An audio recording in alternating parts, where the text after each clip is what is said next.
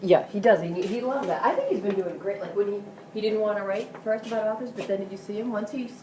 It's Once like he it gets takes so settled, long to yeah. just kind of chill out and settle down. And then he wrote and wanted to show you. And Exactly. so this is kind of, it goes along with what you were doing with the notes today about ideas that you didn't know. Yeah. This is a framework that Tabitha Sharlock developed in order to make comprehension instruction easier for teachers. It didn't make, she found that teachers were overwhelmed and they didn't know how to teach the strategies and it would take too long and they were isolated and kind of not so meaningful. Yep. So she developed this framework and basically it is, let me get to my, and I printed out I made a chart too of the recording sheet that kids can use, but I tried to email it to my school thing and it didn't come. But anyway, so it is basically, you discuss all the comprehension strategies, predicting and inferring, visualizing, making connections, questioning main idea, summarizing, checking your predictions, and making judgments. I love it because it gives you the wording for it, and they can fill it. They can just start right off with that. Yeah. The predicting. So, and then, as you go through, you talk about before reading, this is what you do. While we're reading, these are the strategies that we use. And then after reading, these are the strategies we use. And we can always go back and self-correct. So the whole idea is that it's teaching the kids how to use the metacognition that they don't always know how to do. Right. So what you do is you basically go through, keep it. I like how it's set up before, during, and after, and even like having a poster like this, I think almost up in the room would be helpful because this is the language we're using.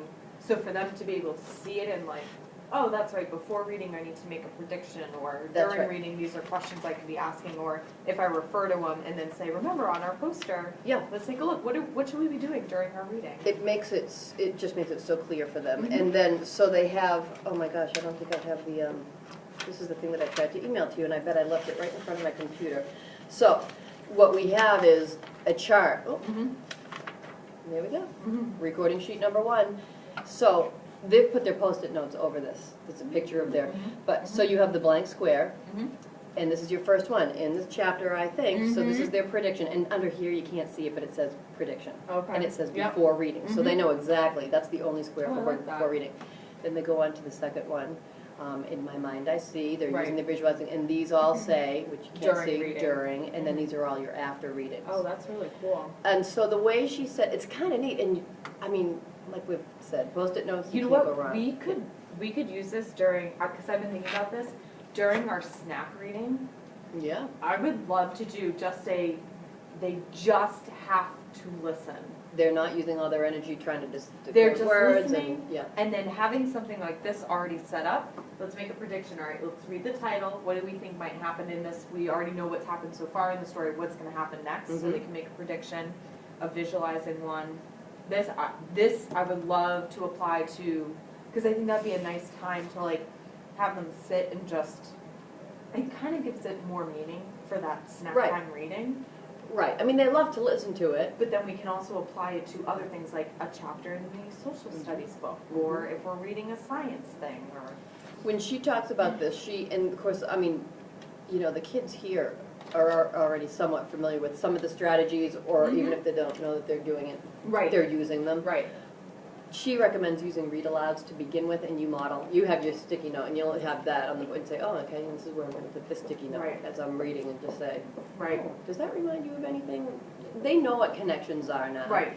They know it's a few of the other ones. The main idea might be it's the after strategies that will be a little bit trickier for them probably, but definitely.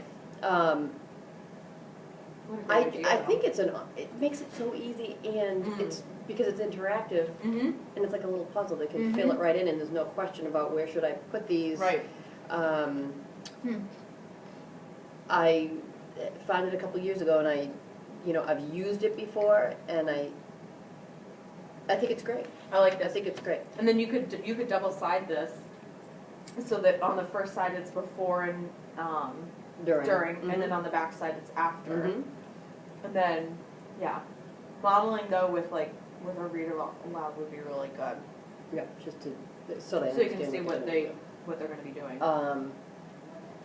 Or even, you could just go go for it, Mhm. see what they do with it, And then talk and then about figure it. out where you need to Right. kind of Well, clarify. it's a good assessment too of like, do they get what main idea is? Do they understand what? Yeah, yeah. I And like that. I think, so what I'll do then is I will take those, the things that I made up. I don't know where they could have gone, because I emailed them to my school account.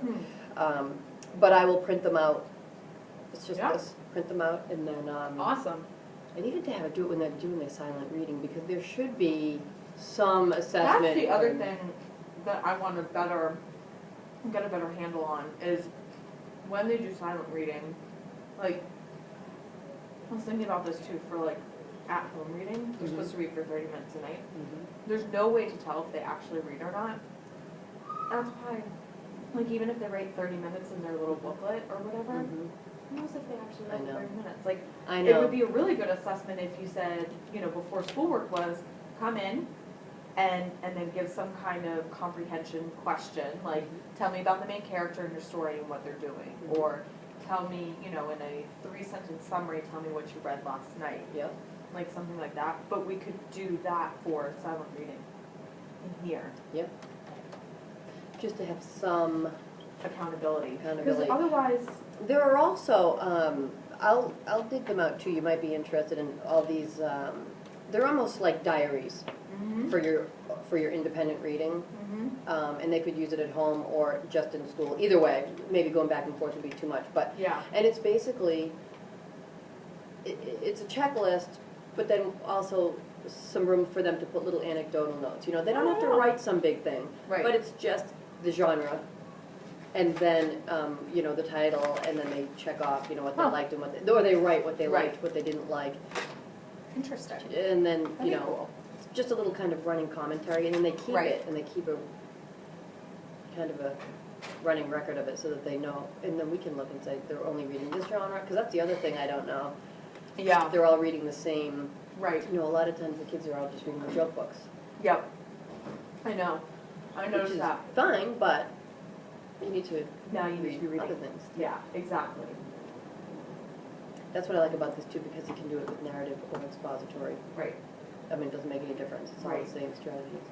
Well, and that's why too, like in their browsing box, initially I'd said you need to have 2 reading books, like a chapter book or, you know, an easy reader, and then you can have 1 fun book.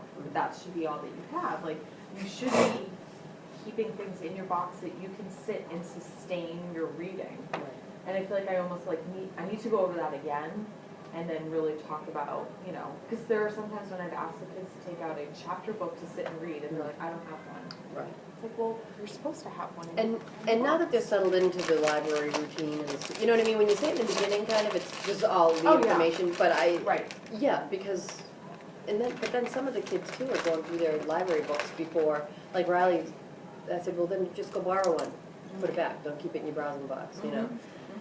I brought a book in for her, I went to the library the other day and picked up a bunch of books, you know, they're the dollar shelf, and, it was just one about ponies. I mean, I picked up a bunch of them, different ones, but yesterday, she was like, I don't have a book, I said, well, let me bring this one in. I know. And some kids take Yeah. longer to Yeah. finish the books, Yes. and then they change them out. That's the other thing, they change them out, have they even read it, have they? I know.